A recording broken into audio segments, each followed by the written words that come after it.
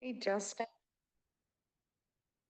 Justin, could you let me know if you can hear us on Zoom, please? Yep. Okay, thank you very much.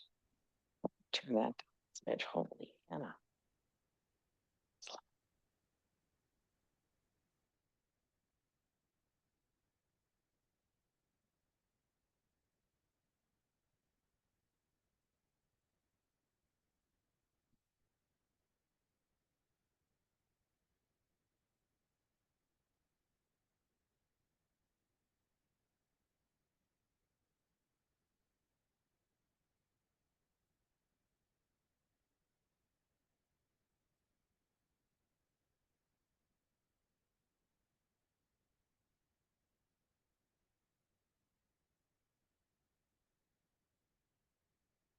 So I want to welcome everybody to the Planning and Zoning, the Tuesday, June 24th, the 6 o'clock meeting. We are starting the meeting at 6 o'clock. I'm going to call it to order.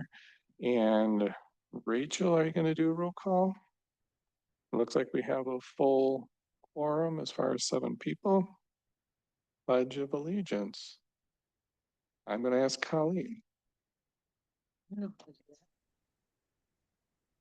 I pledge allegiance to the flag of the United United States States of America and to the republic for which it stands, one nation, under God, indivisible. Liberty and justice for all.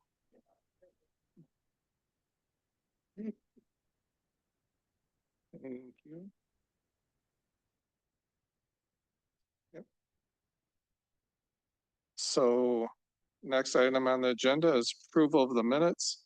First one of 3.1 is the April 22nd, 2025. Is there a motion or discussion? So moved.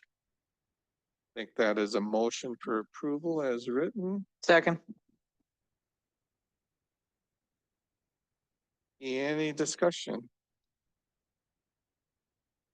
Hearing none, all those in favor signify by saying aye. Aye. Right. Any opposed?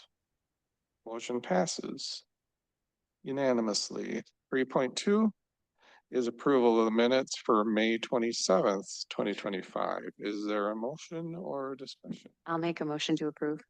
Second. Thank you, Shannon and Jean. Any discussion? Hearing none, all those in favor, please signify by saying aye. Aye. Any opposed? Motion passes unanimously. I guess want to check back, Rachel or Brandy, did you get the motion on that first one? Okay. So appearances before the committee is item number 4, and we have one person wishing to speak. Mike Lawton, do you want to speak at this time? Okay. Thank you, Mike. And I don't have it on my screen, but I'm assuming there's nobody online wishing to speak. Okay. So item 5.1 is discussion and action on a relocation or resolution. I'm at work right now. Resolution for a 2-lot certified survey map dividing the parcel located at 549 Harris Street, parcel number agenda. Randy, looks like you're getting ready to kick off the discussion. Yes, thank you. All right, so I'll just do a really quick overview. We have a residential property located on the corner of Yahara Street and Cleveland Avenue. They currently, the parcel is one large lot, and they have submitted a CSM for approval, dividing the lot into 2 lots.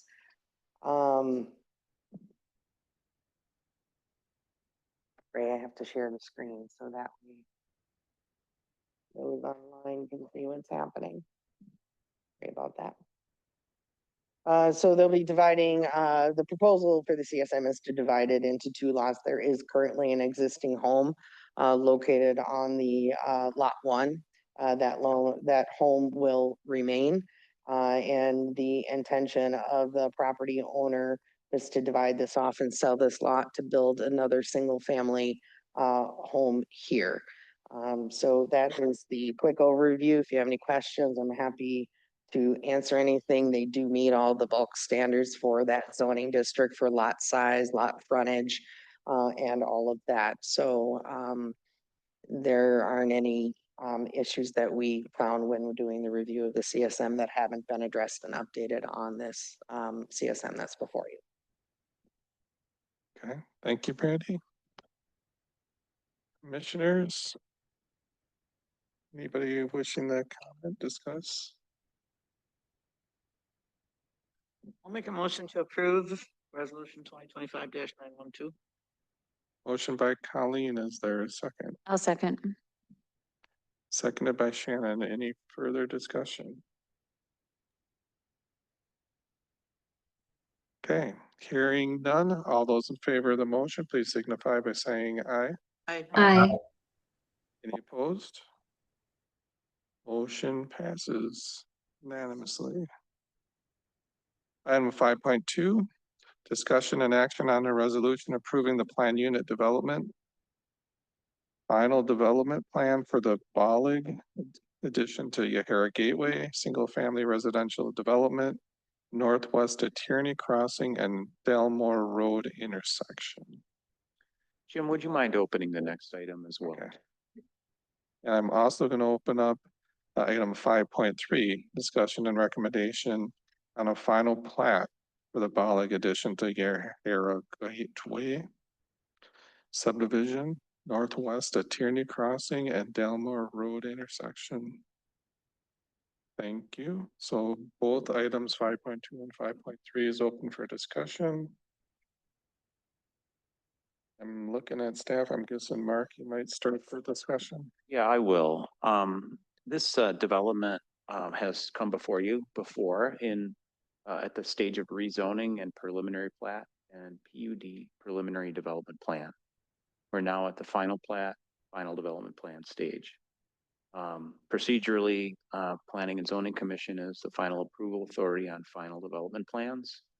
That's why you have a resolution before you to consider approval of that. But you're a recommending authority to the village board on final subdivision plats. So we have a recommendation in my memo related to that. This you see on your screen now is a small neighborhood planned along the west side of Tierney Crossing. As points of reference, the Quick Trip in this area is located to the southeast, and the recently approved and now under construction Springs at the Forest townhouse development is to the northeast. Tierney Crossing is being built as a part of that project, and this development would take access from it. There's would be stormwater basins to the north and south that would serve this development. That's why you don't see them on plat. And the lands to the west are a county natural area associated with the Yahara River. Since last time, the applicant has detailed engineering plans, provided more detail in the final development plan, laying out the future zoning rules for this area. Finalize the plat and the easements and so forth that you see in front of you today. So we're available to answer questions. I know we got applicant, actually the whole crowd here today is could answer questions for you tonight if you have them on either the resolution or the recommendation for final plat approval. Thank you. Thank you, Mark. I guess before I open up to the Planning and Zoning Commission, is there anybody on the applicant's team that wants to present anything? Okay. Yep, thank you, Mike. Don, please state your name and address for the record.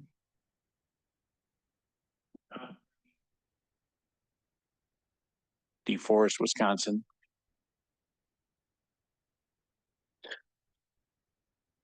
Don, do you want to talk about the trash hauling thing or setback? Yeah, actually, I think, how, Mark, let me ask you this. The setbacks, is there anything that's different than what you've been working on?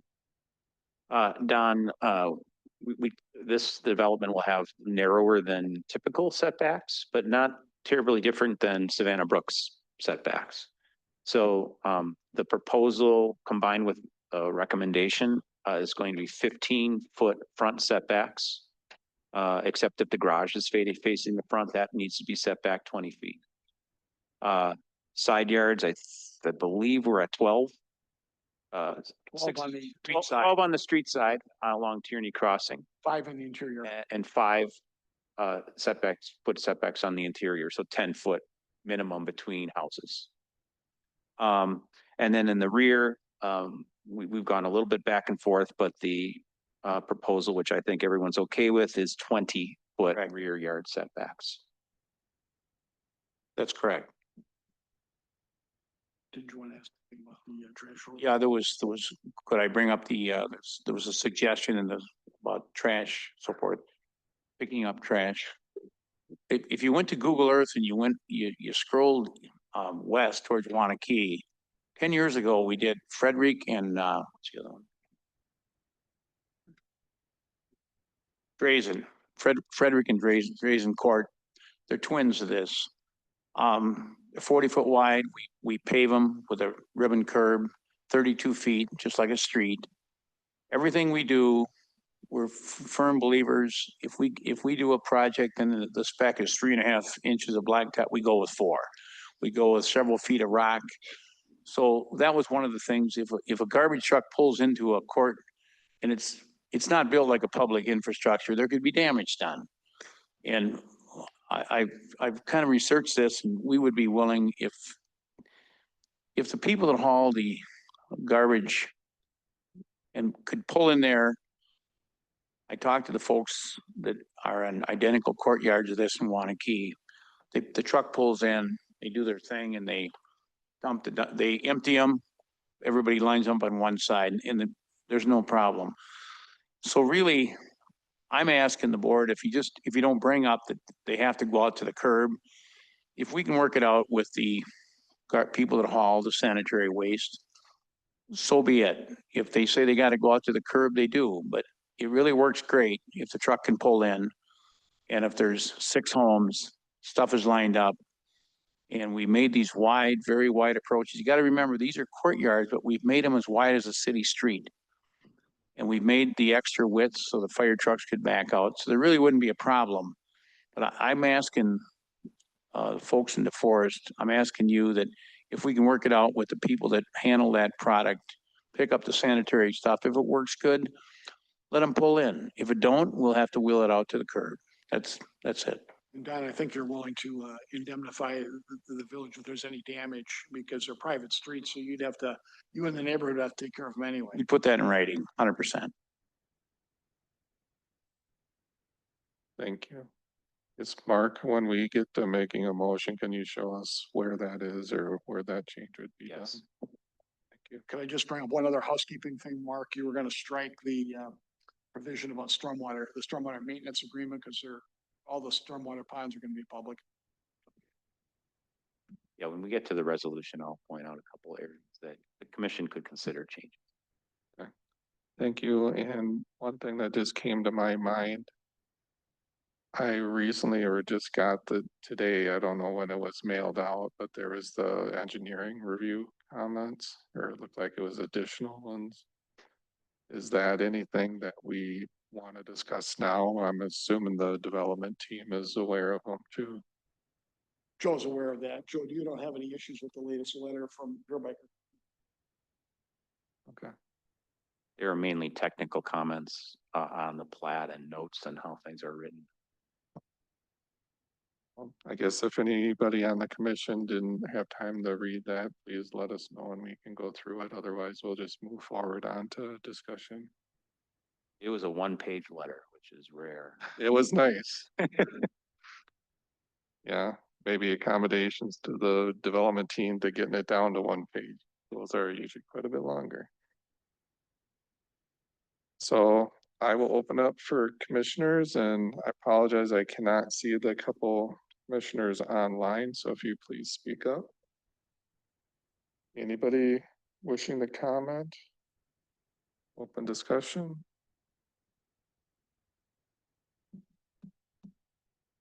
Hearing none, seeing none. You maybe pull up the resolution. Again, there's two items to discuss, so we'll probably take them independently, I think. as That's right. So on item 3, so the resolution relates to the final development plan.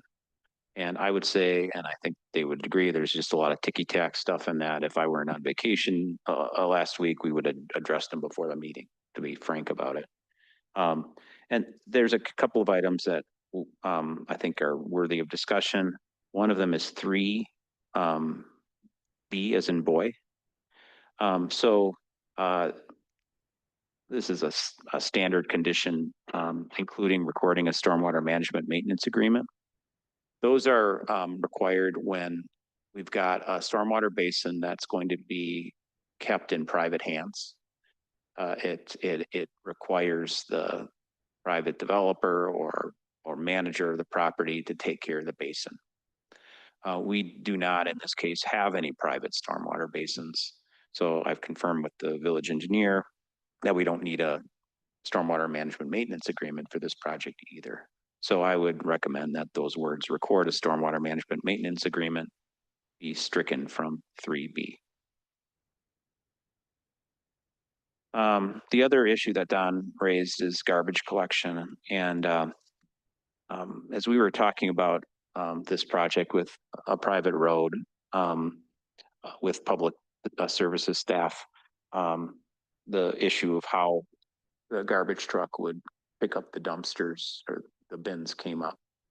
And the initial feeling was that the village public services staff didn't want its hauler, private hauler, to be pulling in and then backing out, every week to pick up the bins. So it was their recommendation that, either they contract with their own hauler or have the folks bring the bins out to Tierney Crossing every week for collection along the public street. So with respect to that, there is a suggested condition 4. It's right on the top of the page, Brandy. Oh, no, the page you were on. There it is. Roman numeral, we're at Super Bowl territory. So Roman numeral 14.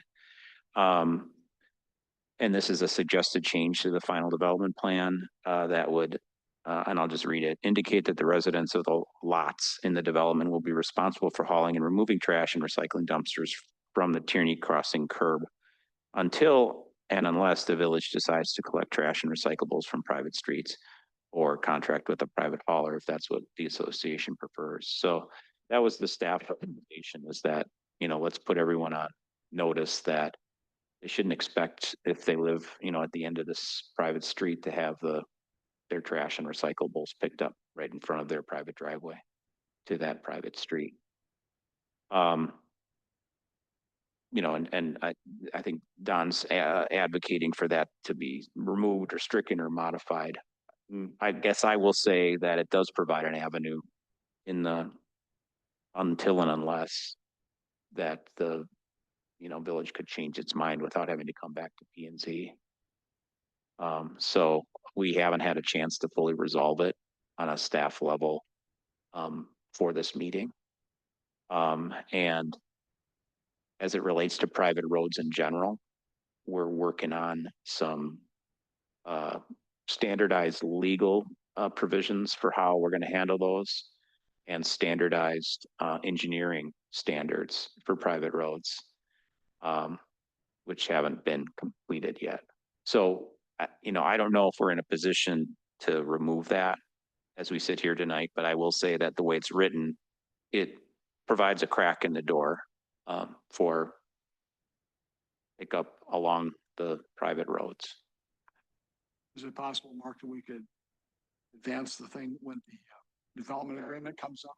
Doesn't come up before this body, but we could put our indemnification language in the development agreement. Sure. I mean, it's, you'll get a copy of the development agreement in the next couple of days. And that development agreement will go to the village board, not sooner than July 15th. So we'll have a couple weeks to kind of sort through it.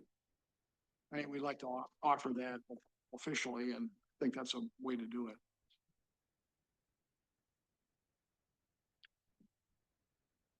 Okay, sorry, I guess I got one question looking at the way that's written. Or a contract with the private hauler of associations prefers. And isn't our garbage collection a private hauler themselves? They are, you could just say contract directly with a private hauler if you wanted to make that clearer. You know, what typically happens like in, commercial developments in multiple family is that the village doesn't pick up through its private hauler or otherwise, and they have to contract. So there's two ways of doing it. Typically, those single family, gets picked up by the village through its contracted hauler. So you could add the word directly there if that helps. Contract directly. I was just trying to give another, if people, if let's say public services said, no, we're not gonna pick up anywhere but Tierney Crossing. And it's important enough to the developer to not have to make, Joe Smith, who lives on the end of the cul-de-sac, haul their bins out, then they would have the option to say, we're opting out of the village's service because we got our own service to take care of it. Okay, Lisa has her hand raised. Thank you, Brandy. My question is for Dan and his representative with him. When you speak to that indemnification agreement, exactly who would benefit from that indemnification clause? And if I'm assuming that you've worked with that type of language in the past, in general speak, what does that language sound like? What if you have something top of mind? What does that look like? What it would do, it would protect both the trash hauler. Of course, your trash haulers could change from time to time with, changes of bidding or whatever, but it would protect the trash hauler and the village against any claims, like if the association or somebody's, threatened to, make some kind of a claim because of damage from the trucks. Because remember, it's a private street, so the association's responsible for repairs of the streets.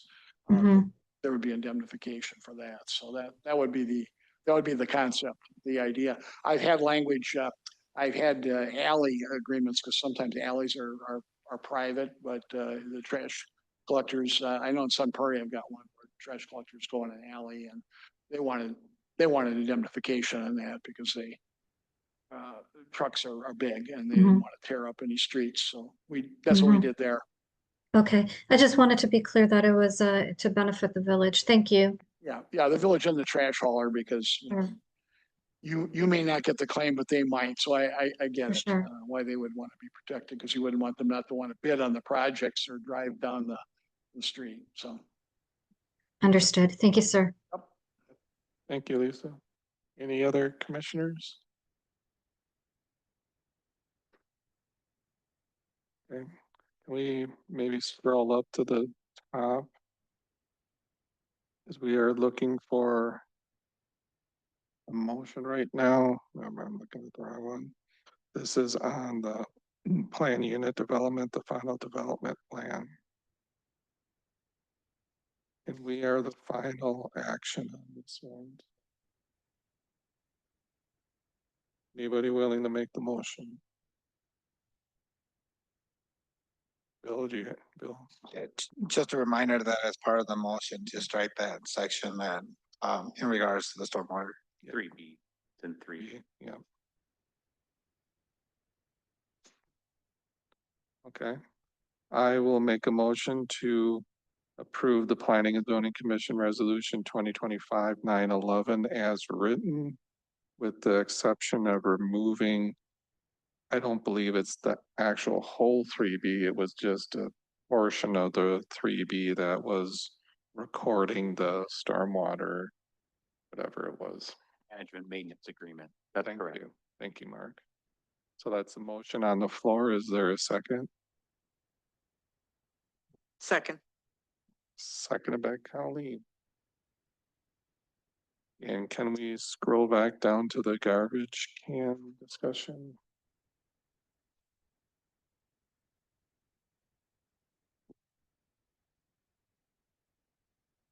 And I just want to state my thoughts with that, is I feel like, say, Don, what you've talked about, I think it leaves room there where you can still reach out to whoever the village is contracted with.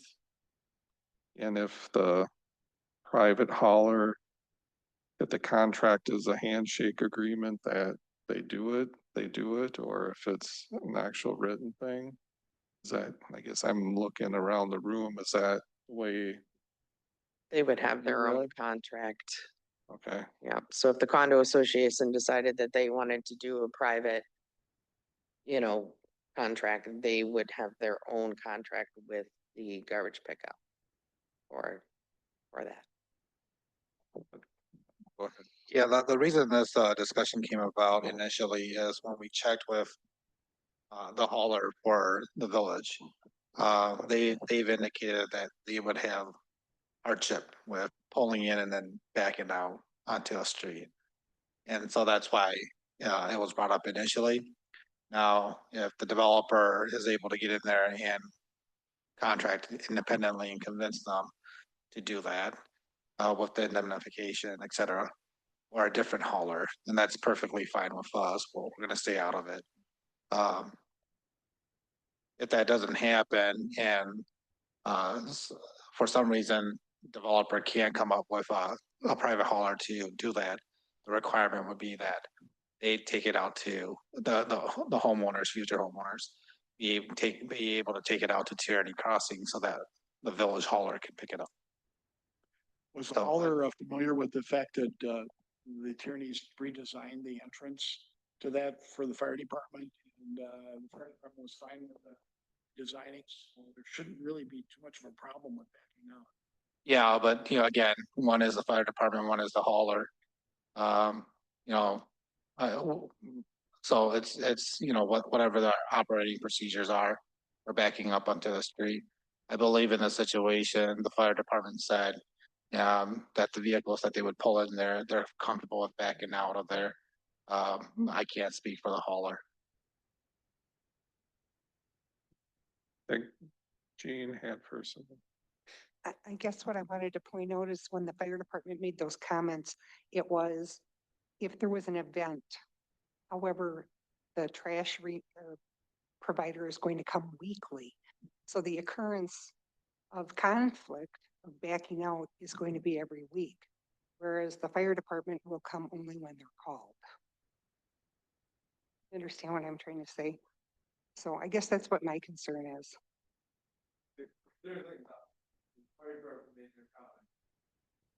Just a minute, Jerry, let me say, I had my hand up, I'm next. Yeah,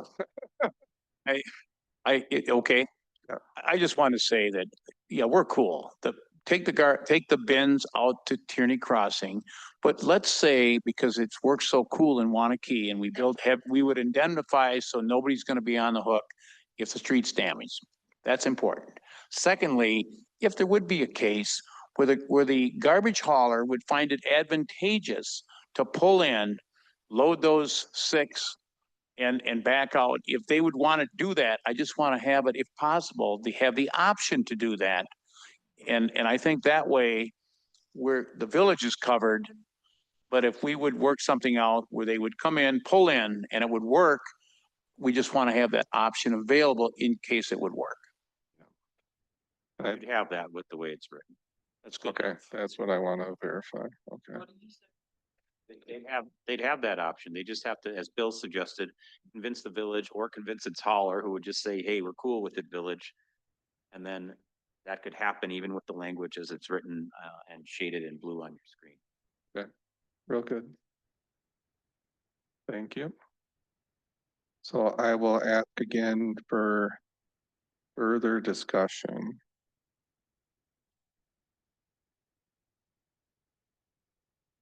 Hearing none, I'm gonna ask All those in favor, please signify by saying aye. Aye. Aye. Any opposed? Motion passes unanimously.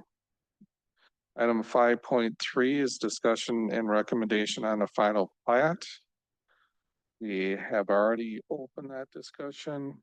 Correct. If you want to zip back a little bit in the packet, or if Randy could bring up the memo. Yep.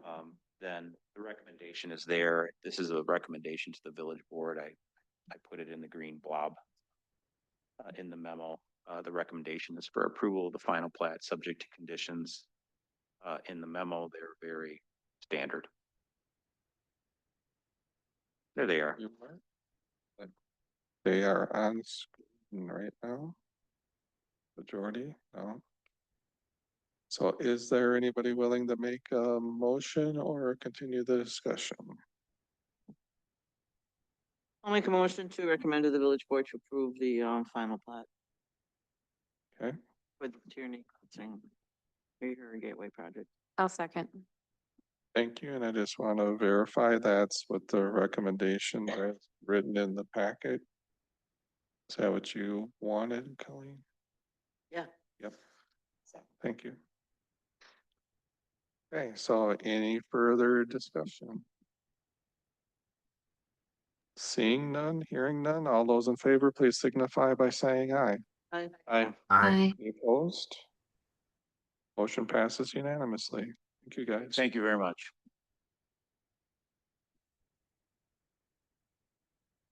Item 5.4, discussion and action. You direct the zoning administrator to schedule and provide appropriate public notices for a public hearing for TID 7 project plan amendment. Any discussion? Are we picking a date or just? Yeah, well, I can provide some input here. A memorandum was provided to you in the packet. As you may know, we are preparing for an amendment to tax increment district number 6. Number 7, number 7 includes the northeast quadrant of Highway 51 and Highway 19. Within the district are businesses such as Cooper Corporation, the Frito-Lay's building, and several residential subdivisions. This tax increment district's expenditure period is coming to a close next year, I believe, right about this time next year. And so in discussions with the current landowners about the future development of their lands, we're proposing some amendments to the projects that are included within the district, which I'll kind of review here initially, and then changes to potentially incentive budgets within the tax increment district. The point is to try to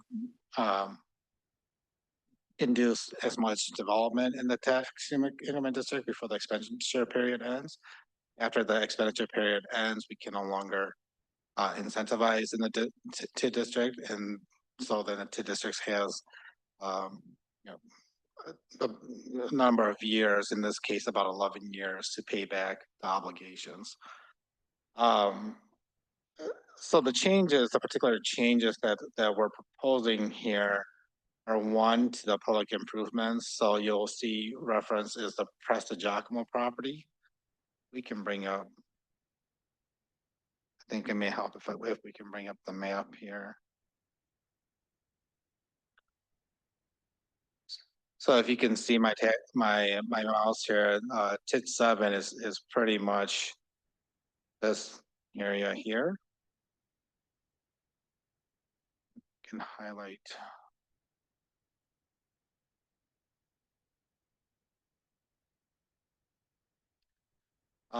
So this is the Presta Giacomo property here. Is about 80, 90 acres. Boundaries and districts.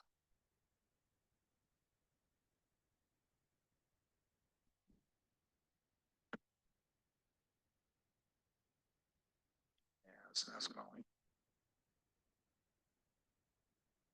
So this is so we spoken to this landowner. There is no development that we anticipate within the next several years. If you look at the tax increment district plan, one of the projects was winding a connection through here. So we're proposing to remove that public infrastructure project. We are proposing a roundabout at the intersection of Peterson Crossing and Williamsburg Way. And one of the reasons for that is when the village had constructed the lights here at Highway 19 and Williamsburg Way, there is an agreement that we have with DOT that said that the village would be responsible for any future traffic impacts of queuing or backing up onto 19. And so we feel that a roundabout would put us, the village, in the best position if there is future development along this corridor to allow for that free flow of traffic. So that's a project that we're going to add in there. We anticipate, and Alex and I have spoken to a number of developers who are interested in the remaining Hooper lands and developing that. So we anticipate that that will develop beyond the expenditure period. So by removing the project on the Presta Giacomo property and adding the roundabout, there are some adjustments to financing costs, administrative costs. That will be a part of the amendment. There was, as part of the budget, also funds for acquisition of the Annan parcel. And as you know, that developed privately, so the village did not acquire that land, and so we are removing that portion from the budget. Just doing some house cleaning. And then lastly, kind of just want to talk about it here. It's not mentioned in the memo, but we are in current discussions with developer again for the remaining amounts of land on Hooper's property currently that's for sale for commercial development. We anticipate that we'll know an answer about that in the next couple of weeks, whether that's going to move forward or not. So we're at this kind of a weird stage here where we're trying to move this plan amendment along with the most current information that we have. And so just know that that's still out there. When the draft plan becomes available, that will be our final proposal for the change. And we'll know by that time whether or not this development is if we're going to push forward and get the development incentives added as part of the amendment at that time. So what we're asking here and what we're recommending is a public hearing for the amendment in August. That'll give us the time to get through these negotiations and then also be able to prepare the final draft of the plan for review. I'll take any questions. Yeah. August 26th. August 26th. Thank you, Bill. Any questions from commissioners? Hearing none. Guess I'm looking at Randy or Rachel. Is there a resolution or something? We're just recommending. Just the recommendation, so you can read it off of them.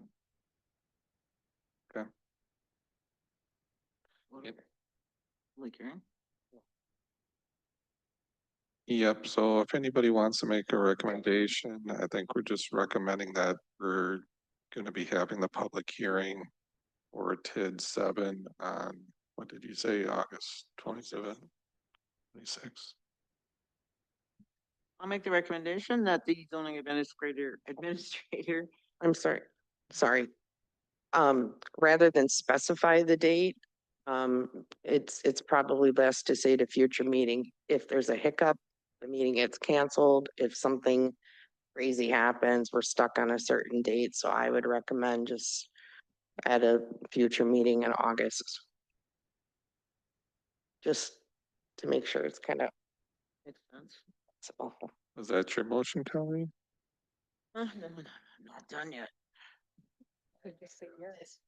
Right, you just can't say yes. You could just say yes. Okay, yes.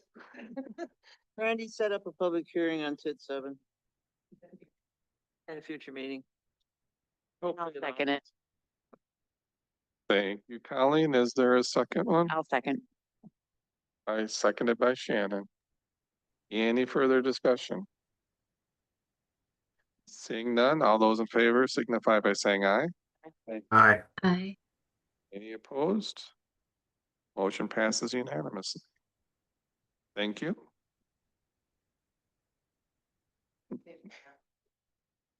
No problem, no problem.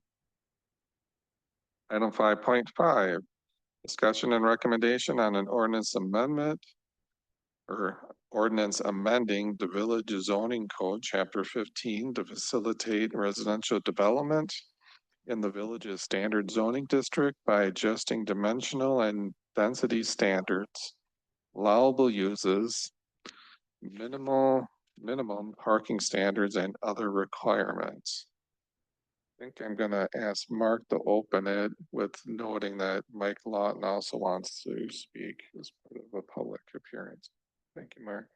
Thank you. And Brandy, you can bring up that map while I'm kind of introducing things here. So this was on your agenda last month. For initial review. We had the public hearing. No one appeared at the public hearing. The commission, we shared information about the proposal. The commission decided to postpone action for two reasons. One is that it was a fair amount to handle in a short period of time, so you wanted a little extra time. Two, there were some suggested tweaks and adjustments to the ordinance. We made those tweaks and adjustments and shared them with you actually a few days after the last P and Z meeting. And three, there was a request to get opinions from the fire and police department before the commission would make its recommendation. So kind of working through those in order. The version in your packet today is the same version that we emailed to you, Brandy did, close to a month ago now. It addresses some of the comments that we had, or all the comments that you had that were technical nature, restored a section that somehow went missing related to the RM6 zoning district. So that was taken care of. We did ask for and receive comments from fire and police. The fire department indicated that they don't have concerns with the proposal. That was, I don't know if their exact email was in your packet or it was. Okay. Police department had a few comments. First concern that they had was with respect to private streets and the proposed ordinances, liberalization of the use of private streets within standard zoning districts. Right now, the standard residential zoning districts require each lot to have frontage on a public street. That does two things. It guarantees access to public street, and it provides patrol services and parking regulations and other things that the village can enforce along those streets. First comment was if there are more private streets, the police department won't patrol them. And if people are parking illegally or whatever, it's not really something that they can direct the removal of. The second concern, and this is in your packet, is that as the number of housing units in the village increases, as it has, the demands for police services increase. And so just sort of a reminder, maybe this was for village administration and board as much as anyone, that if we're going to have more folks, more housing units, we're going to need more cops. And that sort of stands to reason. I will point out it's not just a cost issue. There's revenue generated from new housing development as well. That factors into the equation and needs to be kept in mind. You know, I just picked out one little development, the Park Apartments, but the Park Apartments, each year pays about 200 to the village, not just total taxes, to the village pays $220,000, you know, in taxes. So it's a significant, you know, revenue source as well as, cost. So that was the police comment. The one thing, a couple of things I'll do before I turn the floor back to others is share a little bit about why we're doing this. We're doing this, and I'll be quick about these, to recognize that we have a housing shortage here in the village, and to facilitate new housing types. Right now, we have big houses on big lots, and we have bigger apartment buildings in the village, and we don't have a lot of stuff being built that's in between. And so we're trying to do with this to fill in the gap in between. They call it the missing middle in our geeky world, but that's one thing that the ordinance is trying to accomplish. A lot of those middle housing types are owner occupied, not just rental occupied too, which is, you know, a good thing to have more people with an ownership stake in any particular neighborhood. We're trying to make building single family homes easier. Part of the proposal is to expand this RM6 zoning district. Smaller lot, single family, trying to get at this affordability issue. We found that it has worked. Diamond Village, which had to go kind of roundabout way through the PUD process. The average house price there is a little over $400,000. That compares to the average house price for everything else in DeForest and Windsor, which is pushing 700 now. So we're trying to get a little bit more affordability in the owner-occupied single-family world with the proposal. What we're not trying to do is compromise standards, quality of development. We're not trying to create more places to build housing. That's what the comp plan does. You know, we'll continue to implement the policies where in the comp plan related to higher density housing and other types. But the final thing I want to mention as to why we're doing this. Well, second to final. Second to final is it's all over the comp plan and studies that the village has laid out to execute some of this stuff. And so that's in the memo. I won't go into that, but I will be able to answer questions. The things I didn't really talk about, and the other reason, and we had a great example of that just before us tonight, is that we are attempting to reflect the already approved and presumably community acceptable developments that have been built in DeForest over the past 20 years, but have had to go the PUD route because our standard zoning districts are not connecting well with the market. And so this map that I put together just yesterday, so it's not in your packet, shows that we have 15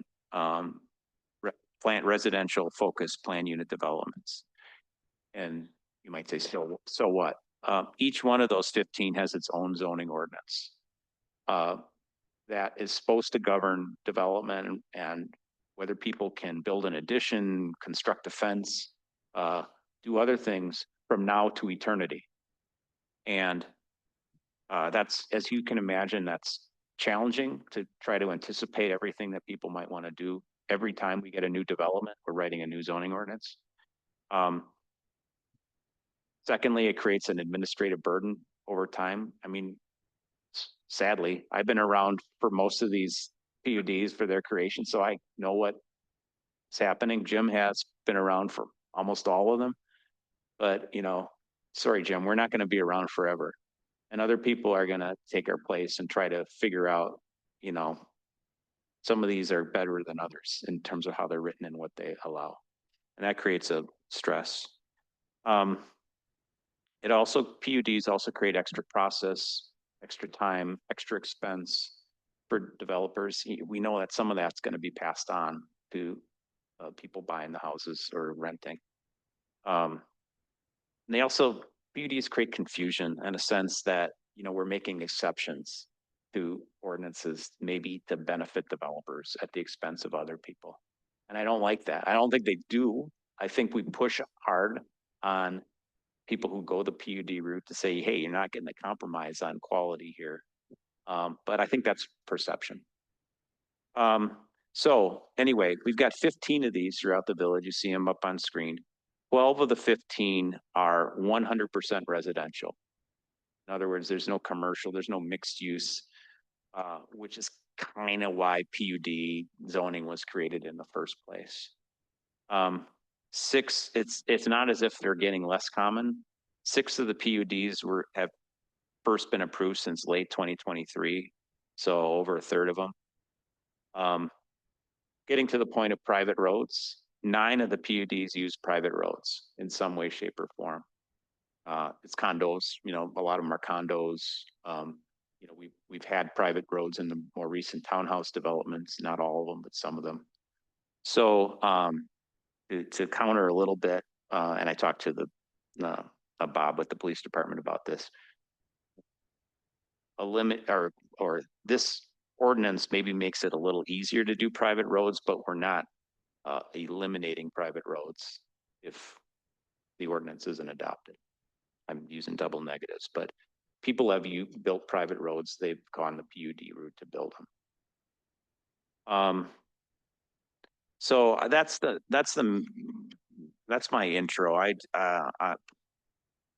The main focus here is to try to make it a little bit easier to build housing in the middle predominantly, and to try to reduce the kind of explosion in planned unit development zoning that signals that our residential zoning districts are really not working. Thank you.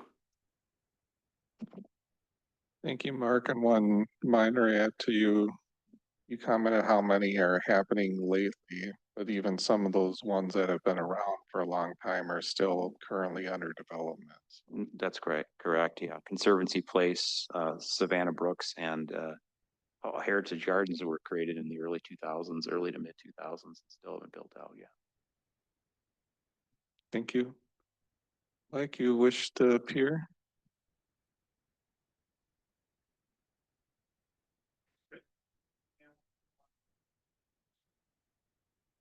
Yeah, and you know, honestly, spent village money, spent developer money on going back and forth on language like the stuff we talked about tonight.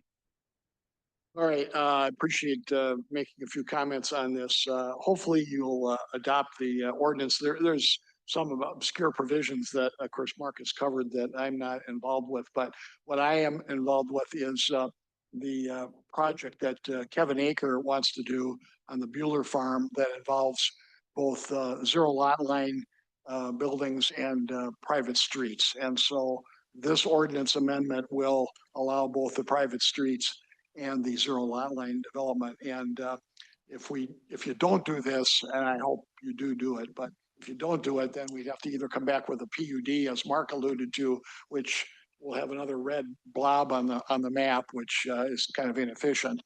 Or another thing we might need to do is we might need to go to condo type development so people can buy fee title to their part of the duplex building, because that would be the other alternative, and through a PUD. So Kevin Aker and I discussed this when he first wanted to do the zero lot line buildings here, and we said, hey, we'd rather avoid the blizzard of paperwork you have to have with the condos, and we'd rather have fee title to each of these buildings with a zero lot line arrangement. So you know, I don't know if you guys remember the Keith Holmes development of what would that be 2 years ago, Mark? And we were in here, I don't know how many different times, getting all the different tweaks to the zoning ordinance or whatever, so he could do his condos on the other side of 51.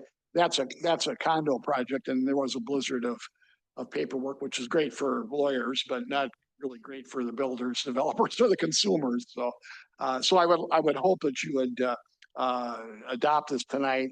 The zero lot line thing, I think is a proven commodity, and as Marcus said, you're going to bump up the density just a little bit, but these are going to be fee title owned, owner occupied units on each of these buildings. At least that's the way it's conceived. And as far as the private streets, we have a pretty thorough easement document that we have prepared. Mark and Al Ryder, of course, will look it over, but it covers, I think, all the issues that the guy in the police department brought up. One is emergency vehicles. We have a clear provision in there that, you know, the law enforcement and emergency vehicles, whatever, are free to come in on the private street. That is not an issue. We also have language in there that says that we're going to abide by any village traffic regulations, parking ordinances, whatever. So anything you adopt on that, and I believe we've incorporated that in. Same thing with the Holmes condo project on the other side of 51. So we've covered all that. I don't think there's any issue with the streets or the parking. The neighborhood, of course, will be responsible, which of course relieves the taxpayers of being responsible for the maintenance of the private street. If there is a failure, and I think maybe he alluded to that, if there's a failure to maintain it, the village could maintain it and charge it back as a special charge on the lots. So that, again, it doesn't fall to the taxpayers at all. So I just wanted to cover that, and I hope that you'll adopt what Mark has proposed. So. Thank you. Thank you, Mike. Commissioners wishing to speak?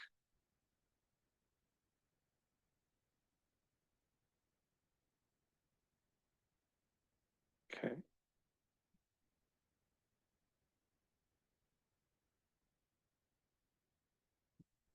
Sorry, I'm getting used to my new glasses, so I apologize. So sorry, I didn't see anybody wishing to speak. Please speak up if Justin or Lisa, if you want to speak, but I had one comment. It was under the RM6 zoning. There was like whatever, 3 or 4 items under it that it commented that it needed to be within a 1/4 mile of public lands. And there was one of them that talked about sidewalk and trails. Sure. It's on page 4 of the ordinance. And Brandy's bringing it up right now. There's a numerical regular numbers, 1, 2, 3, 4. So these are, just to regroup, these are requirements that if we're gonna have a RM6 zoning district with smaller lots, zoned in new places, we should have some qualifications to that. And Jim, you're referring to one related to the number 2, I believe, sidewalks and multi-use paths, or? Yes.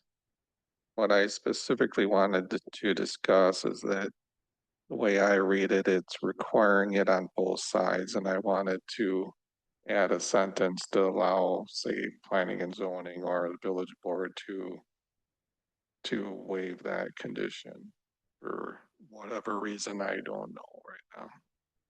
You want to say, except we're modified by the village board, I would presume. I think so. I don't know which level is the most appropriate. I can just picture some subdivisions that maybe there's gonna be gaps because it's adjacent to a park or adjacent to side roads or something, I don't know. Yeah, I would give it to the village board, because the village board is the final approval authority on rezonings. And this would kind of come into play at rezoning. If it didn't come into play at rezoning, they're also the final approval authority on subdivision plats. So I would say all these cases, it would go to the village board. Okay, that is my one comment. Any other discussions?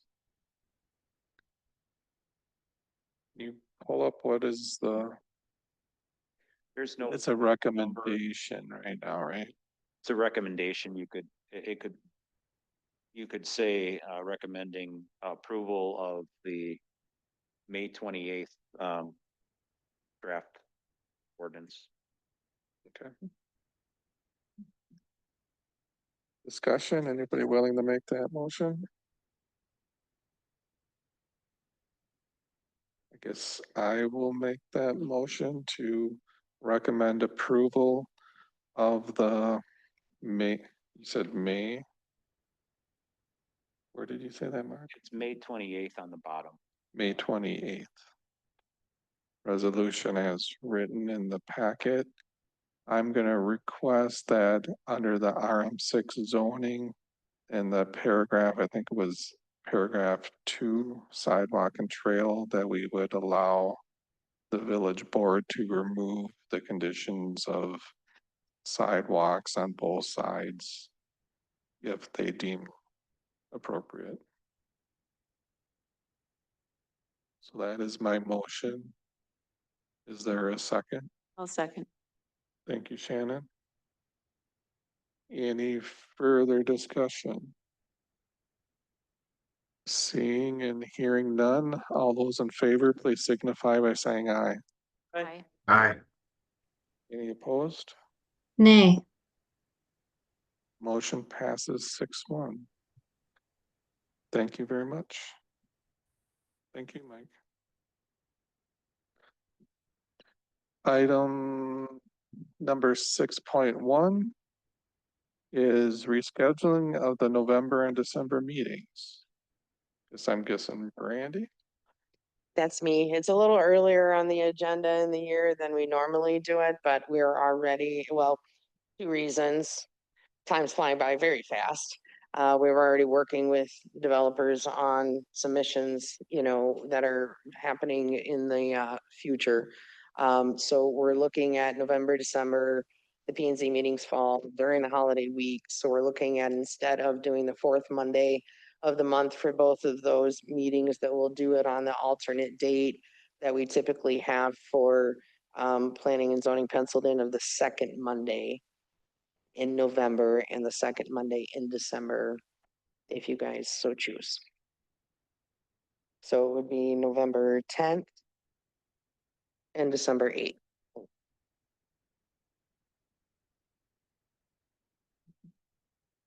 Okay, thank you, Brandy. Yeah, are you looking for a motion or just discussion? I guess I'm looking at my calendar and it seems like I am okay, so. Yeah, I would just look for that you guys are all okay with that in general. And then we'll go ahead and just update all of our calendars and things to reflect that. Okay, all right. Okay, thank you though. So I think we generally got approval to move forward with that. I don't know if you want to reach out to Mike since he's not here and just maybe inform him too. Yeah, I think what I'll do maybe later this week is just kind of send out emails, you know, saying what we discussed here and then the alternate dates, you know, just so everybody's got it in official capacity. Very good, thank you. Yeah. Item 6.2 is annual review of the Villages of DeForest Comprehensive Plan. I'm going to suggest that we postpone this discussion until the July meeting, and I'm going to tell you why.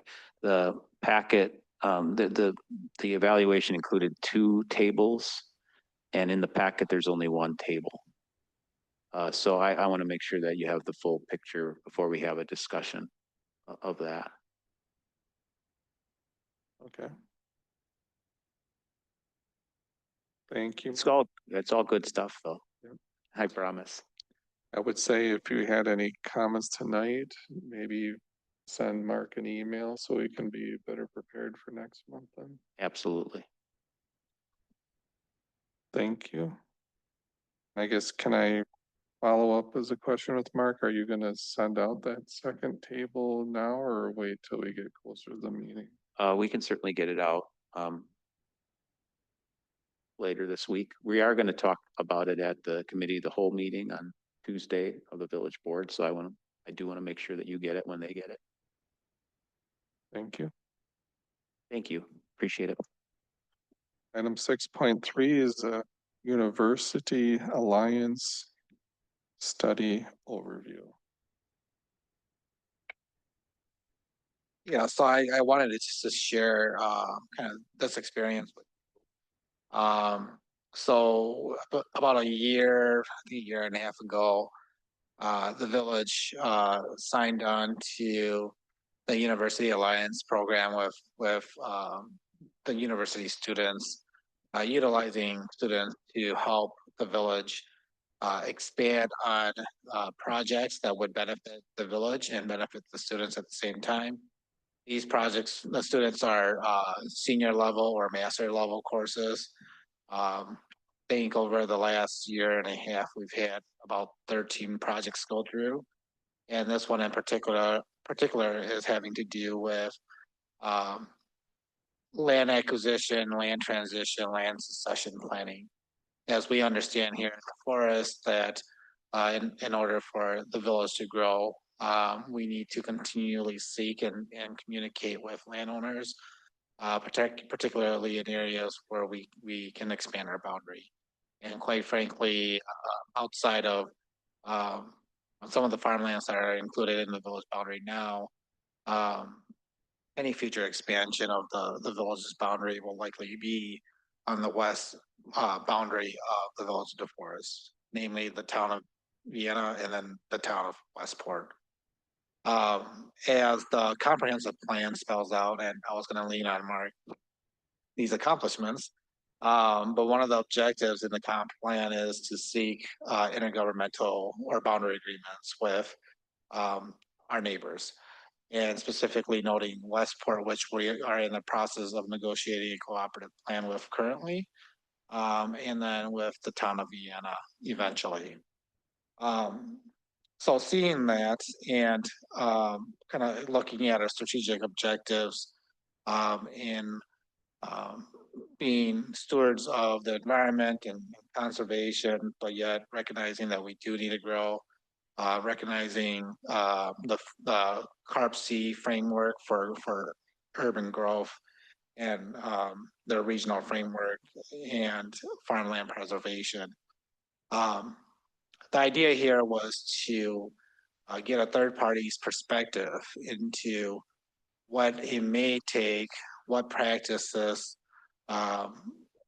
would be beneficial for a government entity like a village or a city to be kind of that connection between a developer and per se a landowner who may be interested in selling their land for development, but not yet ready to do so, right?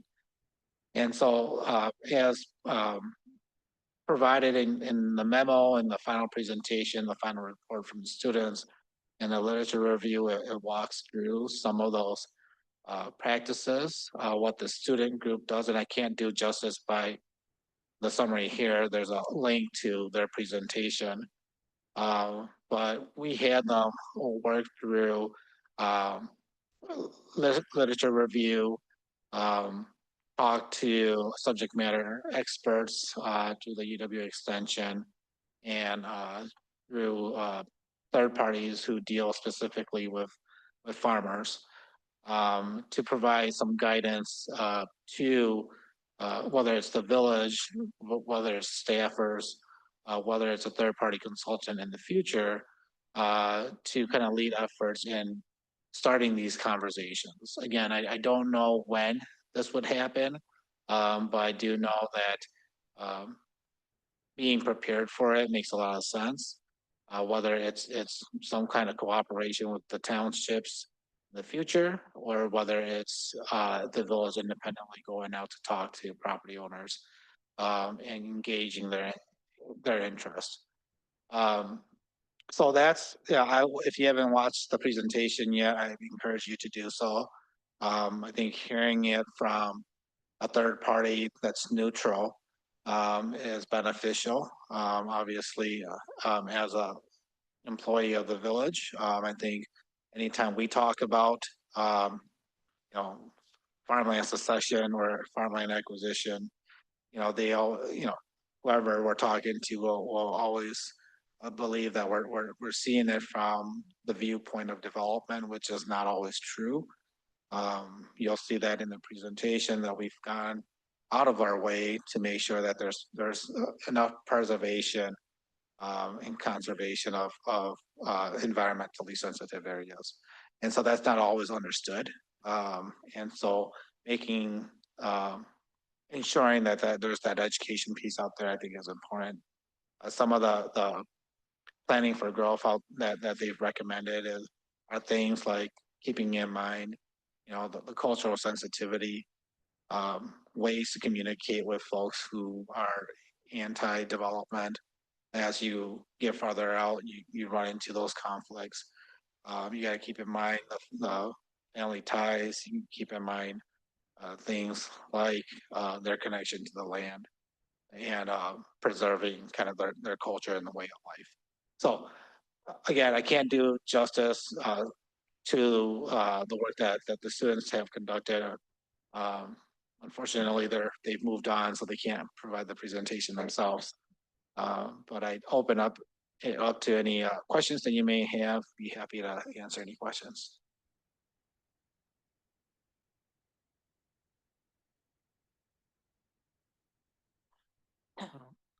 I would add that they did present it to the village board, so it will be on video if you wanted to search it out. Yeah, so that's part of the memo that if it's not included in the packet, we can include it. This link here will bring you straight to the presentation during the work session. And then we can send out the presentation and the final report if it wasn't included in the packet. I apologize about that. I did not see it in the packet, so if you could send it to all of us. Yeah, we're not sure why it didn't upload through the packet. Bill did provide all the information previously, so we'll make sure that that all gets emailed out to you guys this week. No, it was not in our packet. As a village board member, we had the presentation. It seemed like it was a couple months ago, if I remember right. There's some kind of glitch happening with our on base where a lot of the stuff that we had originally had in the packet, it just not there. Yeah. I can flip through the slides if since it's only 7:12. Okay. Okay. Homework. Yeah, and I guess I would recommend it. I thought that one was a very good presentation. It was impressive to me, being in zoning for so long, that to see young individuals is coming out of school that excited and that actually knowledgeable about this topic. I thought was very impressive.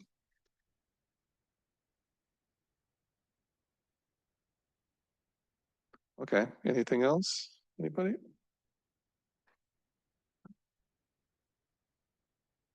So item number 7.1 is chair's report. I was looking through the stuff that we've done in the last month at planning or at the village board. We had a presentation from Chief Lefevre about the operations of Station 2. We talked about the budget calendar and getting set up for that.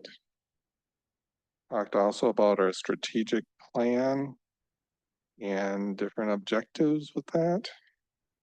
We had a presentation about tax incremental financing our districts, just to get a better handle where they're all located. And I don't know if I won't suggest splashing into here, but there is links on the village website if you're curious where they all are.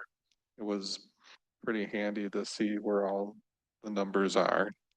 Because I don't know, in my opinion, it's hard to talk about which number it is because I can't really picture if it's where. So yeah, I'm keeping that sheet. Yeah. And the other thing that I think was interesting that we've done here is that we're talking about a reference book as far as what information that would be good to put together. And I put the reference book in quotes, because if it ends up being a book or links on the internet, that's yet to be determined. And as far as the village board meetings, I would say there's a number of different things interesting to our committee. There was discussions with DeForest Yards. One thing that was interesting in closed session was talk about a cooperative plan with the town of Westport, Madison, Middleton, DeForest, and Wanakee. And other things. Somebody please update me. There's a JES DeForest, Wisconsin industrial. Was that over in Vienna? Can't remember the location of that. Yeah, so JES, or if you remember HSA, I believe the CSM came before the Planning and Zoning Commission and recommended to the village board. It's been some time, I believe, since the initial approval because of delays in getting to recommended changes to the CSM and drafting of the infrastructure or the subdividers agreement for the stormwater. And so this is over by Hickory Lane, just to the west, incorporates about 60 acres. We subdivided into 4 lots and 1 outlot. The 3 southerly lots along Hickory Lane are intended to be industrial, and then the northern lot is intended to be commercial. Yeah, so did the rezoning of the 66 acres that was up by near the lot that is currently owned by Bucky's. Couple conversations about committee structures, and then there's also a couple different claims that we talked about. So that's all in my report. Staff report. Nothing. Site plan approval. Mark? I'll have something on 7.5. 7.3 or 4, Randy? 7.5, Mark. Oh, we're here already. Yay. The Plan Commission may remember that you recommended and then the board adopted probably 6 months ago now, changes to our site plan review ordinance. They changed what people need to submit to get site plan approval, added some standards on kind of common practices, like for big projects, we're typically requiring either a spill prevention plan or emergency services plan or both. That got all documented. And then we kind of recalibrated what site plans need to come to P&Z versus what get approved by staff. And as part of that approval, I think there was a very well-intentioned suggestion that any project that is on an arterial or collector street would come to P&Z. The challenge is that most every site plan that we get is on an arterial or collector street, at least as it's defined in the ordinance. So we haven't yet seen a proposal since then that wouldn't have to go to P&Z.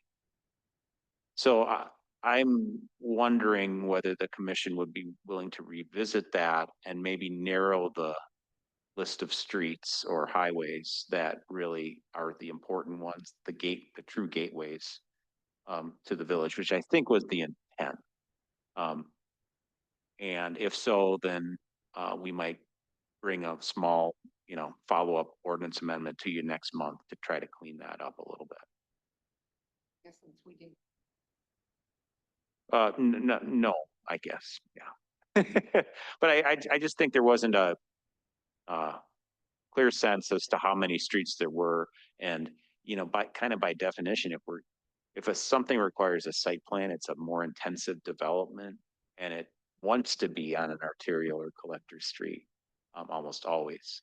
So Well, I'm seeing some general nods, so if everyone's okay with that, we will bring a, you know, kind of a follow-up cleanup amendment to you next month. Thank you. Thank you, Mark. Anybody else? Seeing none, next meeting is July 22nd. I'm assuming it's gonna happen because I'm seeing Brandy nodding. Item number 8. Is there a motion to adjourn? I'll make a motion to adjourn. Thank you, Shannon. Second. Seconded by Doug. All those in favor, please signify by saying aye. Aye. Any opposed? Motion passes unanimously, 7:20. Thank you very much.